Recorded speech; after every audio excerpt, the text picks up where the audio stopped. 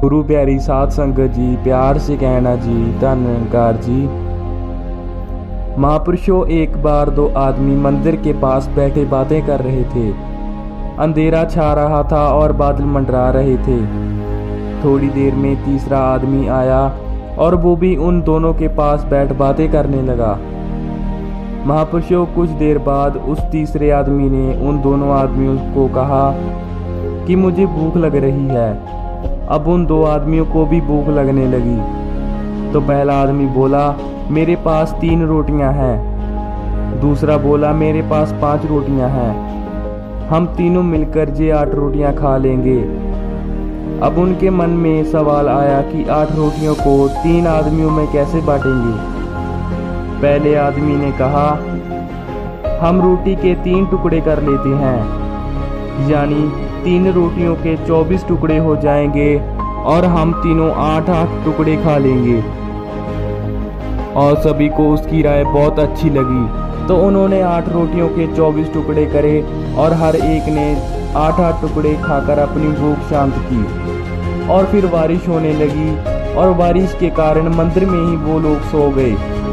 सुबह उठने पर तीसरे आदमी ने उन दोनों आदमियों का धन्यवाद किया और 8 रोटी के टुकड़े के बदले 8 सोने की गिन्नी दी और अपने घर की तरफ रवाना हो गया।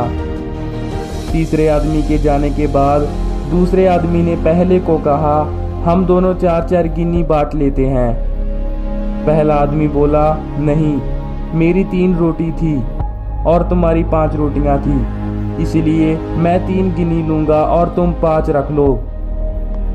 अब इस बात पर बहस होने लगी, तो बहस के समाधान के लिए वो लोग मंदिर के पुजारी के पास गए और उन्हें सारी बात बताई और समाधान के लिए प्रार्थना की। पुजारी जी भी उन दोनों की बात सुनकर हैरान हो गए, क्योंकि वो दोनों एक दूसरे को ज्यादा देने के लिए लड़ रहे थे। पुजारी ने कहा, तुम ये 8 गिन्नियां मेरे पास छोड़ दो, मुझे सोचने का थोड़ा समय दो, कल सुबह तक मैं बता दूंगा।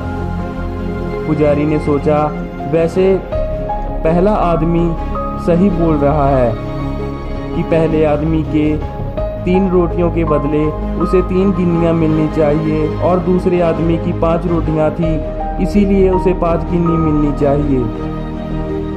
पुजारी जी भी सोचते सोचते गहरी नींद में सो गए। तो सपने में पुजारी जी को ईश्वर ने दर्शन दिए और पुजारी जी ने ईश्वर को सारी बात बताई और पुजारी ने ईश्वर को प्रार्थना की। पुजारी ने कहा, प्रभु, मेरे ख्याल से 3-5 का बंटवारा सही लगता है। पुजारी जी की बात सुनकर प्रभु मुस्कुराए और बोले, नहीं, पहले आदमी को 1 गिन्नी मिलनी चाहिए और दूसरे आदमी को 7 गिन्नियां मिलनी चाहिए। अब भगवान की बात सुन पुजारी हैरान हो गया और पूछा, प्रभु, ऐसा कैसे? भगवान बोले, पहले आदमी ने अपनी रोटियों के 9 टुकड़े करे, लेकिन 9 टुकड़ों में से उसने केवल 1 टुकड़ा बांटा और 8 टुकड़े उसने खुद खाए, इसीलिए उसका दान 1 टुकड़े का था, तो वो 1 गिन्नी का हकदार है। दूसरे आदमी ने 15 टुकड़े किए, जिसमें 8 टुकड़े उसने खुद खाए और 7 में दान कर दिए, इसीलिए वो 7 गिन्नी का हकदार है। यही मेरा न्याय है। पुजारी जय सुनकर नतमस्तक हो गए।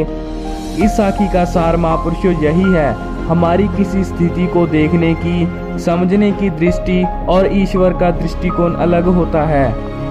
हम ईश्वर की लीला को जानने में अज्ञानी हैं। महापुरुषों, हम अपने त्याग का गुणगान करते हैं, लेकिन ये निरंकार दातार हमारे त्याग की तुलना हमारा भोग तोलकर उचित फैसला करते हैं। इसलिए ये महत्वपूर्ण नहीं है हमारे पास कितना धन है, महत्वपूर्ण यह है हमने सेवा में कितना धन लगाया है। महापुरुषों, अगर साखी अच्छी लगी तो प्लीज़ शेयर ज़रूर करें। साथ संगत जी, प्यार से कहना जी, धन निरंकार जी।